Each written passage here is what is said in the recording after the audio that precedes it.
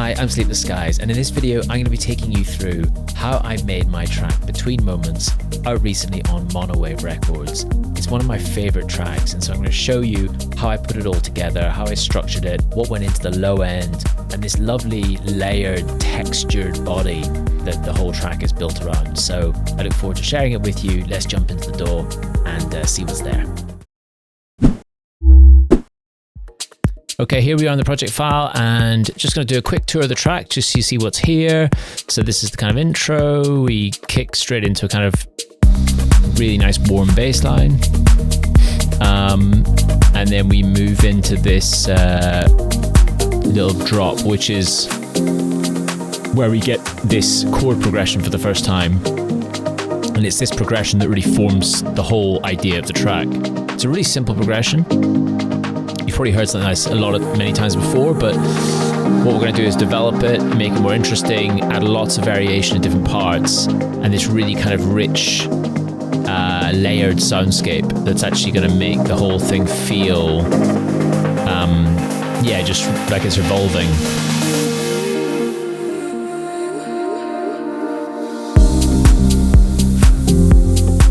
So then we get into this, we build it up, we build it.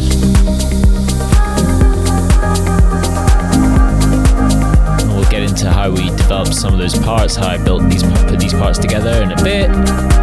So we've got like kind of almost what I call here the second verse. This is where it kind of develops a bit. And then there's like this little drop, like a tension drop.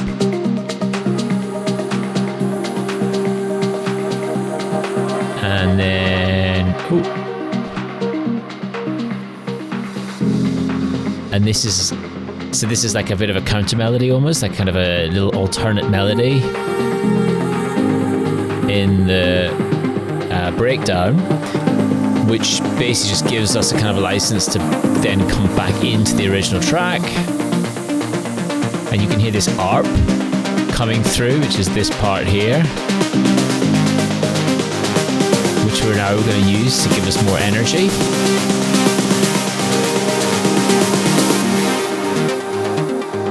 A false drop.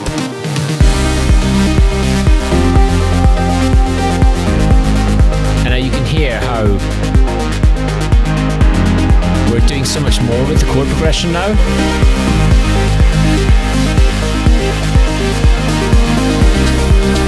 And then we just evolve it.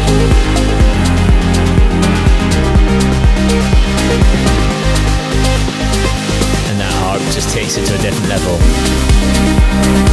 Some more drums, and then some more parts. Sorry about the CPU. It's quite a big project. And then we move towards an outro.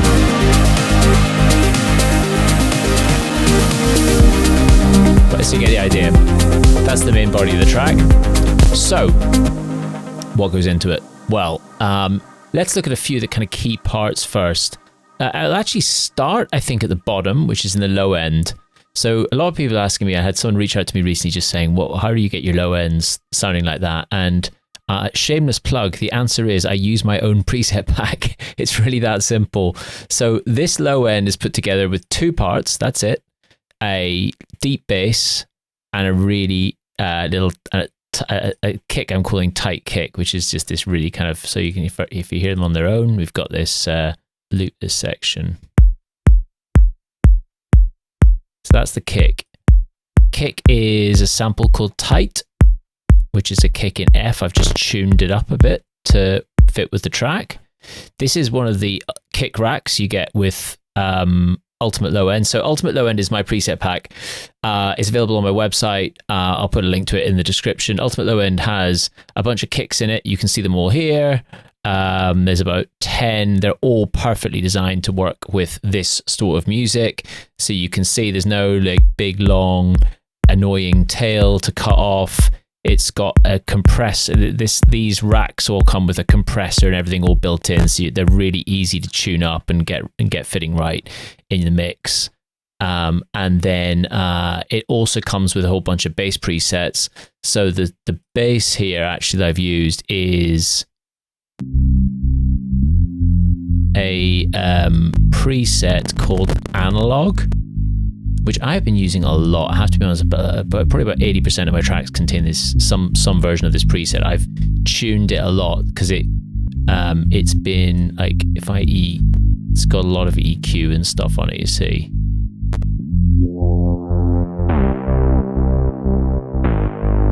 So it's got all that top end, but I didn't want that in this track. Usually I like a bit of top end on my bass, but in this it's all kind of nice and low in the... So it's all kind of out of the way, you know? So there's a whole bunch of stuff. There's a load of Serum presets, there's a load of wavetable presets. If you want just a really easy way to put bass lines together, Ultimate Low End is the way to do it. It also comes with these racks. I'm using here the actual low end rack. So it just basically allows me to tie it all together. It's got compression, limiting's all set, everything's all set, so it all kind of works together. It's like a system. Oh, and it comes with a course as well. Sorry, this now feels like an advert, but I'm just telling you how I put the track together. And that's how I did it. So that was the low end. This is the thing, when you have all the parts working together, the low end becomes really super simple. There's no it's not complex what I've just done there. It's just simple compression, limiting. I've added a little bit of saturation. This is a really nice analog modeler called True Iron, which just kind of creates a bit of like additional depth here. And it's really hard to, it's really subtle. I've got this one as well, which is a BX subfilter, which I just kind of run through it almost, like it's not really doing a lot. But these are just adding some harmonics, some extra richness, all adds to the sauce. This is like the chef sprinkling little bits of salt in, you know, you don't taste it, but it all adds to the overall feel. Okay, so moving on, what I want to look at next is this whole mid area, which is really where the track exists, if you like. It's all about this kind of evolving set of pads and pianos and all sorts. So you can hear the pianos down here. I process my piano and my harmonics separately because I want to do different things with them. At times I want the piano to lead and I want the harmonics to recede, and so I need them in different groups to be able to process them differently. The piano, just so we do that really quickly, it's really simple. So the piano is a lab soft piano, which I always use. A little bit of LA2A compression on it. Really nice and simple processing. And then I've used, in the second part of this track, I added a top piano, which I don't usually do. I'm not a massive fan of that kind of grand piano sound. But if you listen to in the context of the track, it just suddenly sounds really like, you know?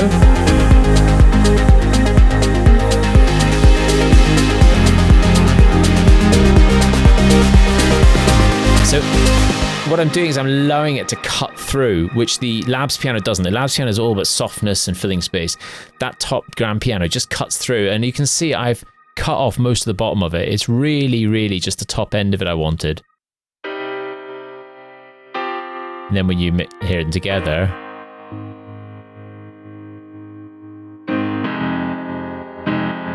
it sounds really nice together. So that's the piano. Then in this harmonic section, it's all made up in these layers, right? So I've got this, first of all, is like a nice, this is a lovely kind of trancey pad using Serum 2. It's called Analog Soft Cotton. Oh, it's absolutely lovely. And then a little bit of reverb, compression. This is a really cool, these are really cool. So these little stabs, they're actually programmed in like this. It's the chords again, but I've just programmed in a rhythm.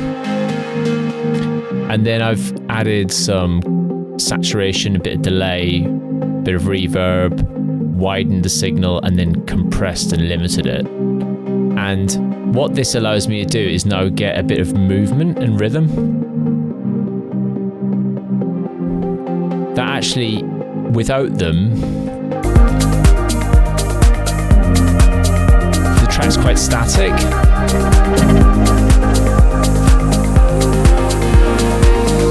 So they're performing a really important role in terms of giving the track movement. And sometimes when I hear tracks and I hear music and it's like doesn't really have that groove, a lot of the time people add more drums, but you can keep your drums quite simple if you add groove to your musical elements in the form of kind of little chord stabs and things like that. I've got this other one here as well.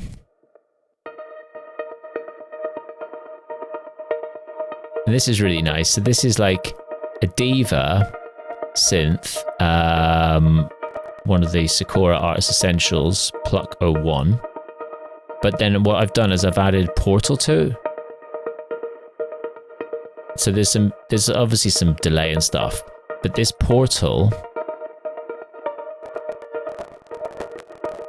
this is a preset called Open Rotation, just half in, and it's adding all these little reverse elements and stuff. So the thing is, I wanted something in there that was kind of like a high drone almost, but it had a rhythmic sort of texture to it, quality to it. But it was a bit boring. And so I'm always thinking like, oh, can we make it more interesting if we add, in this case I've added Portal, but there's lots of things like filtered delay and stuff like that, which can just add a bit of kind of weirdness to stuff. And so that's the next piece. Then I've got these atmospheric layers. These are just loops from Splice, which have been fed through good old Supermassive on Cygnus X1, preset I use all the time. So you got like a kind of low one, then a high airy one. I usually just mess around until I find something that works. And then we have these pads.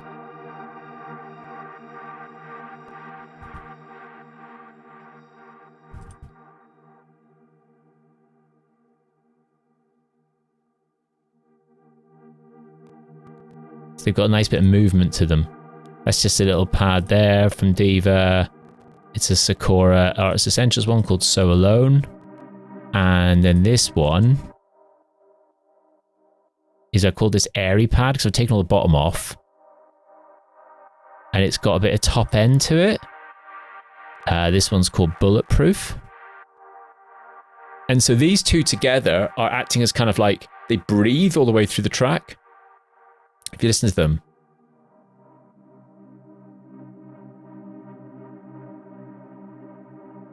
And then they just those two notes all the way through, just constantly those two chords all the way through. So this is adding more texture. Then I've got these little trill notes. I use this a lot on my tracks. I really like this kind of, these kind of just break the bars up a little bit and tie everything together. And then we've got this. This is a Bound to Divide pad called Devolve. And it's really cool, like just as a way to add just a bit of interest. And then we've also got some LFOs. You see how many elements are going into this, right?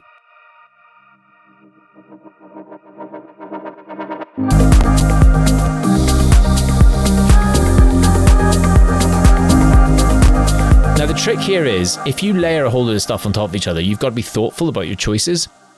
Think about different tonalities. So like, the reason this one cuts through is because it's a very different tone of sound to, say, the pads, which are really kind of soft and warm. The reason the LFO cuts through you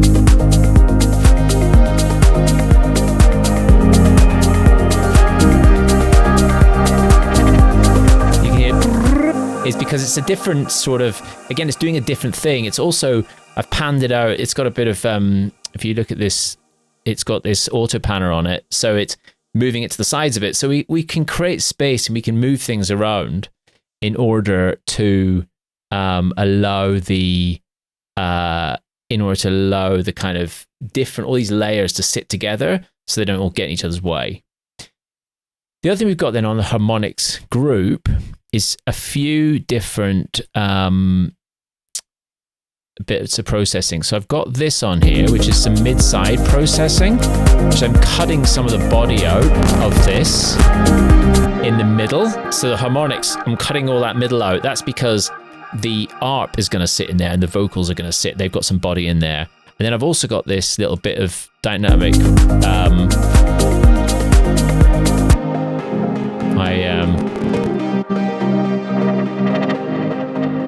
yeah, so that's just cutting some harshness out of that sort of 1.2K range there. So that's all the layers. And the last thing we've got really to talk about there is this arp, which is the kind of forms that almost like the lead in a way.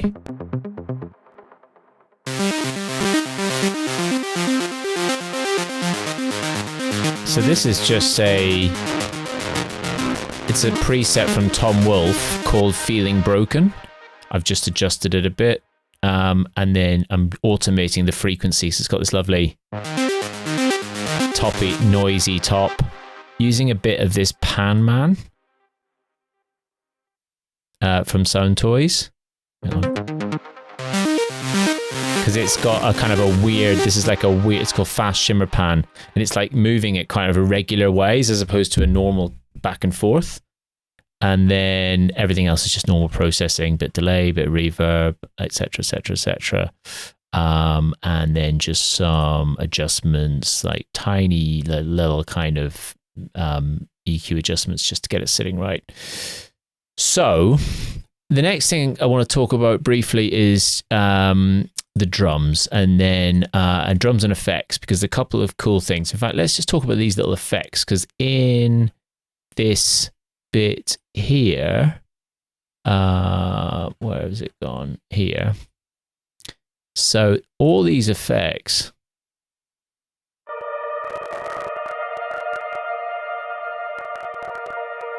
so this, what is this? This is a recording that I then just stretched and warped and reversed and re-recorded, and then added all this kind of crazy processing to it. If I switch all that off, doesn't sound as good. Add the processing, lots of delay, filter delay, reverb, auto panning, and it just creates this kind of because I've pulled it from another part of the track, it sort of feels like it fits in the same soundscape. So you get a kind of sense of it just being like part of it, which is a really cool thing to do. So you record these record in samples, and then you can stretch them, add like weird sort of automation to them and all sorts of fun stuff, and then you can get a much it's just an interesting sound that you might not get from a normal synth or from a preset pack or whatever. Right, in terms of drums, I don't want to do a lot on drums, because actually drums are pretty standard. They're not really overcomplicated here. Claps, etc. One of the things I want to say about drums is that you'll notice that here I've added this big snare, and this was to kind of like really get like there's rides and snares. So building your drums up all the way through is a really nice thing to do. Just kind of like, you know, adding layers. Like here, the hat is quite short, like a shaker. Here it's longer, and then you have here where it's.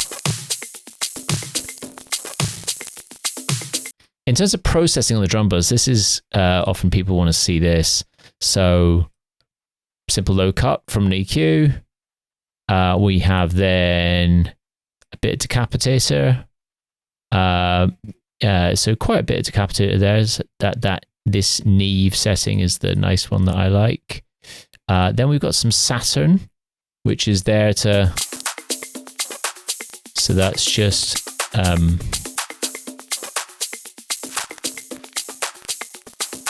Adding some body. It felt like there wasn't enough body in the drums.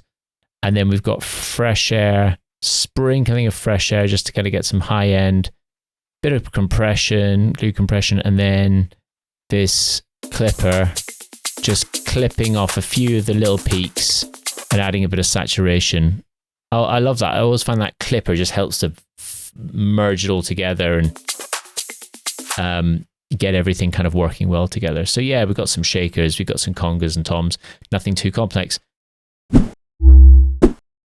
But that's it. That's what goes into Between Moments. I hope you enjoyed it. I hope you found it interesting. Put any questions in the comments. I always reply to comments, and I hope to see you in the next video really soon. Thanks very much. Bye.